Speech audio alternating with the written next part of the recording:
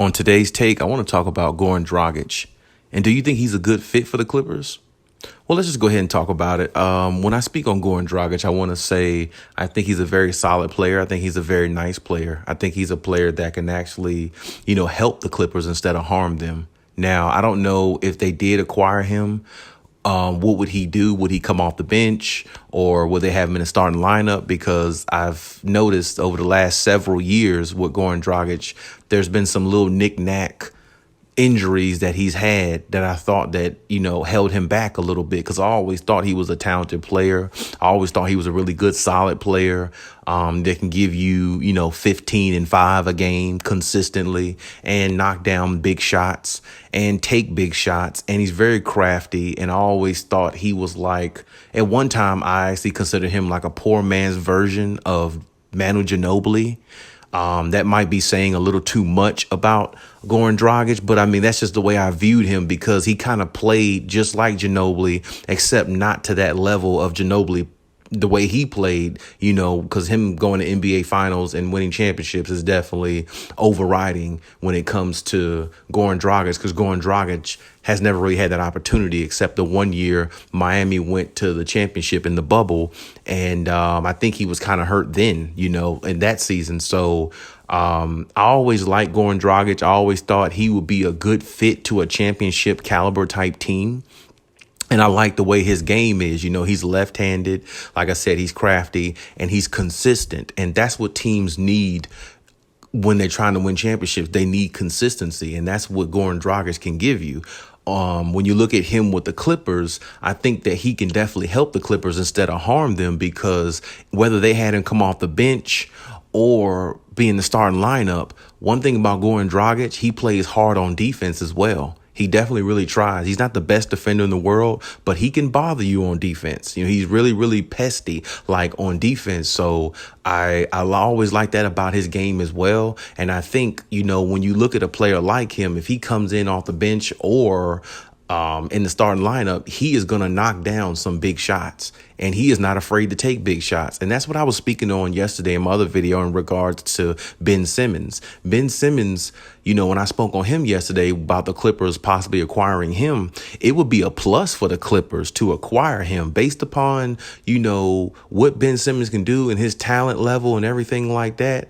It would be a plus. I'm not saying it would be a negative, but what I'm saying is it would be hard if they don't maximize Ben Simmons' potential. It would be a waste to a degree, because if Ben Simmons, hypothetically, let's just speak hypotheticals, if Ben Simmons is mentally scared of the moment to be the superstar that he is supposed to be, that everybody knows that he can be, well, what good would he be doing the Clippers in the NBA playoffs in a game 6 or a game 7 versus like the Lakers for the Western Conference, trying to make it to the NBA finals? Because like I said, every player on the court at some point is going to be wide open for a three. And are you scared to take it?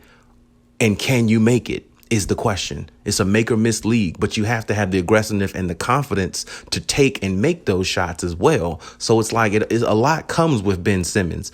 If they get him, it's not saying that he would be an awful fit, because, his passing ability and everything is one of a kind. But what I'm saying is, I don't give a damn how good of a passer you are. At some point, you have to be able to take and make big shots. When you think about Magic Johnson back in the day, he was a great passer. But you know why he won 4 or 5 championships? Because he took and made big shots at times. He didn't just live on having 20 assists and 5 points.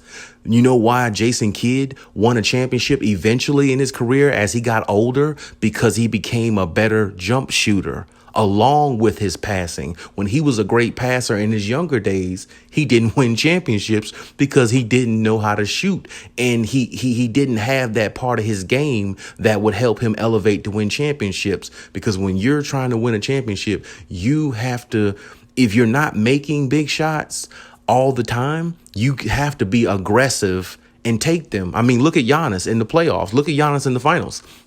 Giannis can't shoot jumpers, but you know why Giannis won the championship?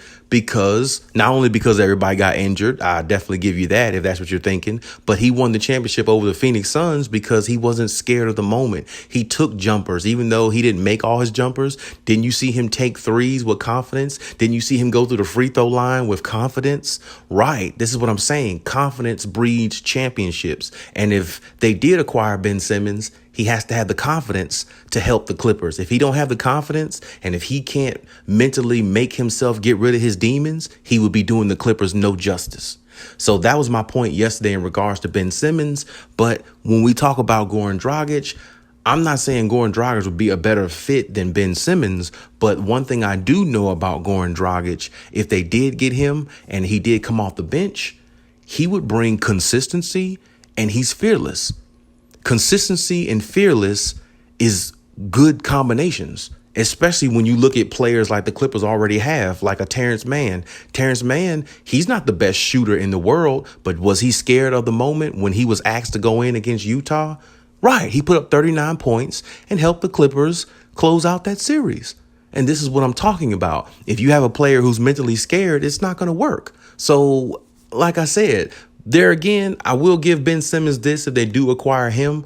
I do believe Ty Lue is the type of coach that can get the most and maximize the potential out of Ben Simmons, unlike Doc Rivers did. So I do give Ben Simmons that much.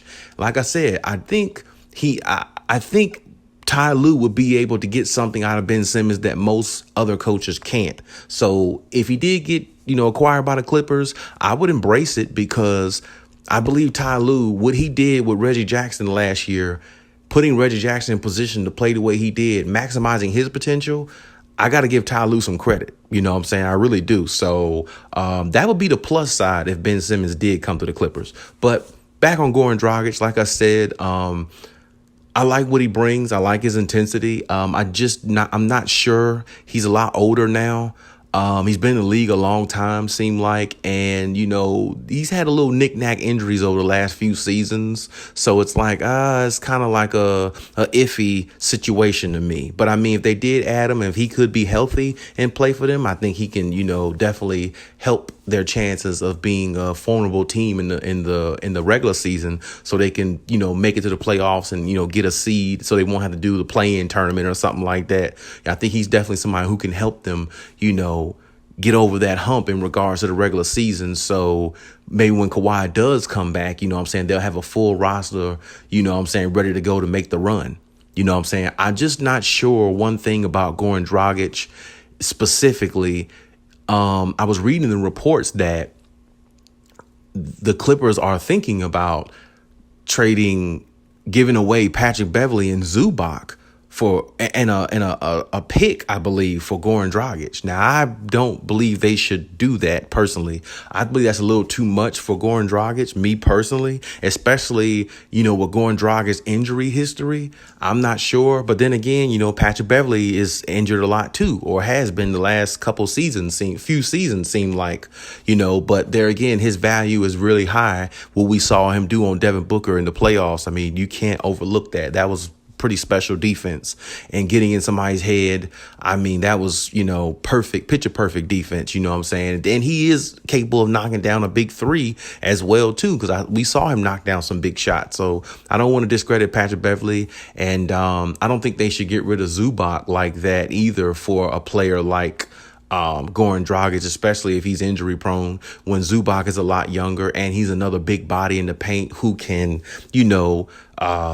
alter some shots and maybe block some shots. And, Zubac is getting better at knocking down, his free throws and becoming a little bit more consistent. You know what I'm saying? So in his approach in the game and when he's playing on offense and things like that. And another thing, I feel like that's one player that, Kawhi Leonard kind of likes too, because there's a lot of times on the floor when you've looked at Clippers games, that's who Kawhi Leonard goes to and finds in the paint when Kawhi Leonard gets double teamed.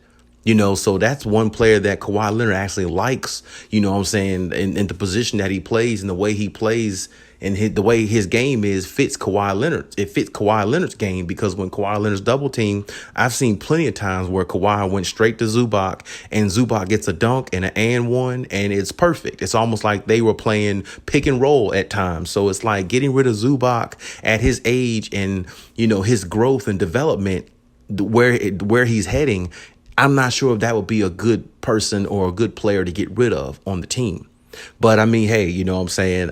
Me personally, I would look at Rondo specifically if they're going to get another player or get a player like, Goran Dragic or something like that, because I just didn't think Rondo played up to expectation. And listen, when you have Rondo in the playoffs, it's championship or bust. And when I saw it looked like he was in the doghouse with Ty Lue, and the only reason why I feel like he got more playing time was because he got more playing time was when Kawhi Leonard went down, so because they just needed all they could to be out there on the floor to help the team win.